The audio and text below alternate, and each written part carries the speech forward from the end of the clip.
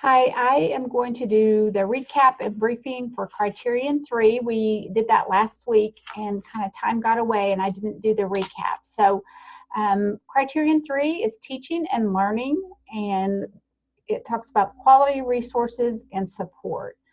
So the actual Criterion 3 is the institution provides high quality education wherever and however its offerings are delivered. And so really what we're going to do is break down each core component and kind of talk about it briefly. Core component 3A, it's attached with the PowerPoint, so I won't go over it in detail, but I didn't type up a recap this time. I just want you to look at the PowerPoint as we go through it.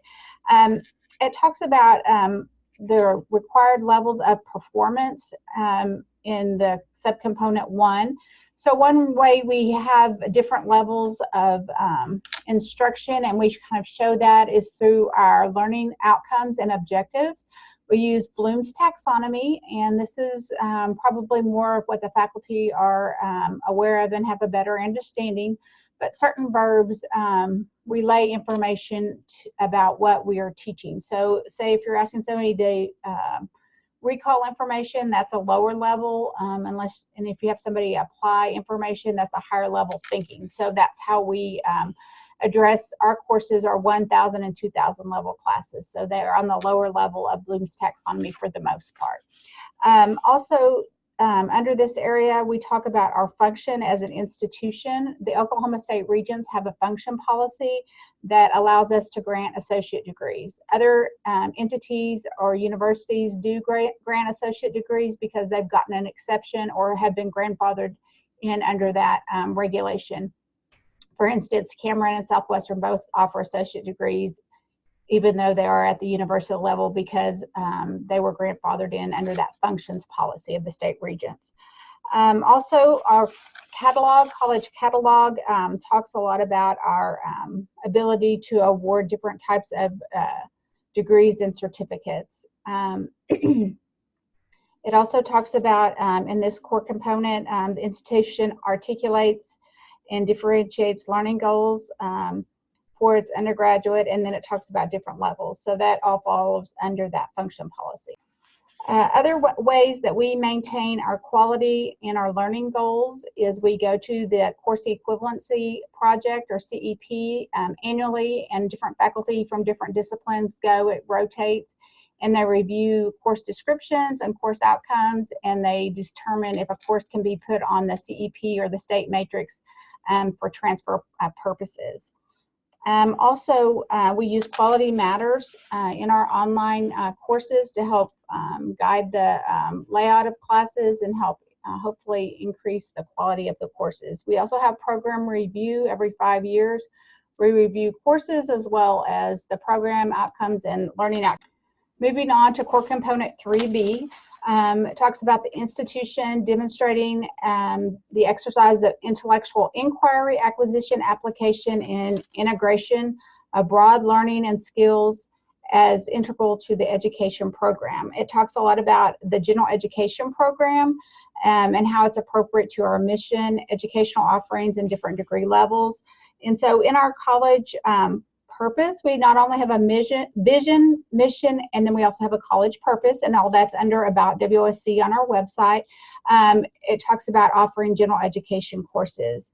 It's also mandated by the state regents what general education courses that we are required to have in associate level course or programs, such as AS, AA, and AAS degrees. And so we abide by the state regents' policies for that.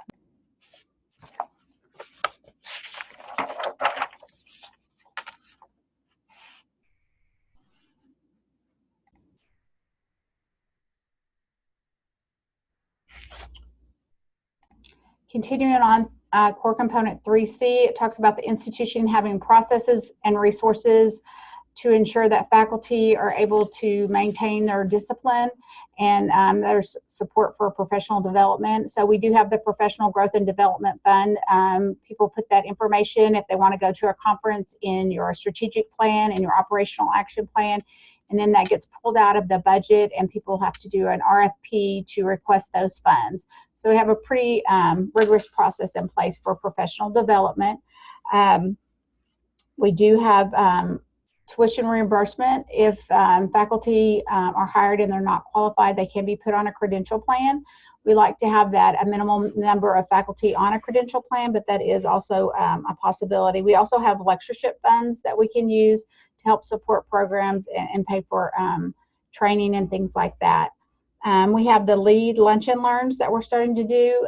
This HLC briefings are falling under our lunch and learn, but we have different in-house professional development opportunities as well. The faculty credentials are listed in the college catalog as well. Going on to core component 3D, it talks about support for student learning. So this does talk a lot about student support services, and that we have adequate student support services for our student population. And I just wanted to mention, for anybody that doesn't know, we call our area where financial aid admissions is Student Success Center. So those office numbers and room numbers over there are SSC, say 210, whatever, that's for Student Success Center. So we try to have all that, what we say, is at the heart of the college. We also have a retention specialist. We did rehire that position, and they've been housed in the Office of Academic Support. So that person is here, but they're not in the office they were previously. We also have different tools in place. We have PATH, which Pioneers Aiming to Help is our Pharaoh's software that we use to help send messages to either retention specialist or send messages to other faculty if there are students that you feel like are struggling or needing additional assistance. We have support in the LRC. We also have support with tutoring. We have Freshman Connection and virtual orientation that we did this year to help students get prepared for the semester. Also talks about the institution providing academic advising. That's pretty much done by our full-time faculty. We do have some professional advisors as well as the faculty advisors, but that's part of your 15 hours of office hours, is to have give you time to be able to advise students as well. 3D goes on to talk about providing instructors and students with infrastructure and resources. So it talks about having good science labs, the libraries, things like that, clinical space. So we need to be able to articulate that. We did raise the science fees, I believe, last year, and some of that money is going to upgrade the science labs. We're starting with the physics labs, and they're starting to order new computers and things like that to help with that laboratory. Moving on to core component 3E, this talks a lot about co-curricular programs and how it supports the institution's mission. So co-curricular programs are those, people often call them extracurricular, but co-curricular is a little bit more tied into, it supports the academic programs. And so those would be programs such as, say, Navigators, Phi Theta Kappa. What we're trying to instill in those students are leadership skills. Also, a lot of the organizations do teamwork type of activities, and that helps build teamwork in, that could be applied to a workforce position such as nursing or something like that. We also do several things to help with civic engagement, which it talks about under core component 3E. Some of those things would be, we offered STEM Saturday, so that was the biology students that helped to teach, I think also the biology 1 and chemistry students that helped with that, and they provided STEM education for elementary students. Other civic engagement things could be Boo Bash, things like that. Under the focus questions on the PowerPoint, it talks a little bit about dual credit faculty, and I did want to mention this to you because in other states they have a different policies and systems in place. When they talk about dual credit faculty, they're talking about faculty that teach concurrent students. Dual credit is when a high school accepts our college credit for also high school credit, and that's completely up to the high school institutions if they're going to accept that.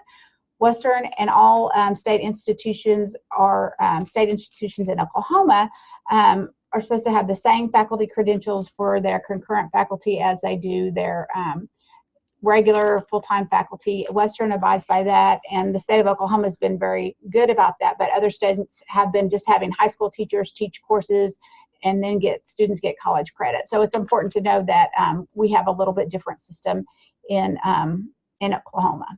Another question that fell under here as far as a focus question, if you were faculty or staff, what is one thing that you could change about either your classroom or your working environment, and what would that be? So we talked about that, and really it could be whatever you feel like it may need to be changed, but we just want you to know there is a process in place. If you felt like there needed to be a change in your classroom, you needed better equipment, first you would talk to your supervisor. If it's immediate need, we would definitely try to take care of that, but if not, we would go as part of the strategic planning process and go into your operational action plan, and then there's a complete process in place where the strategic planning committee reviews that. There's opportunity for public comment, and then if those items are deemed necessary, they can be purchased in that next budgeting cycle. So that really wraps up Criterion 3. We're going to cover Criterion 4 tomorrow. I hope to see you guys at our briefing. We're getting close. We've gotten a temporary or a draft agenda from our liaison, and we'll go over that tomorrow at the HLC briefing, and we'll go from there. Thanks so much. Bye.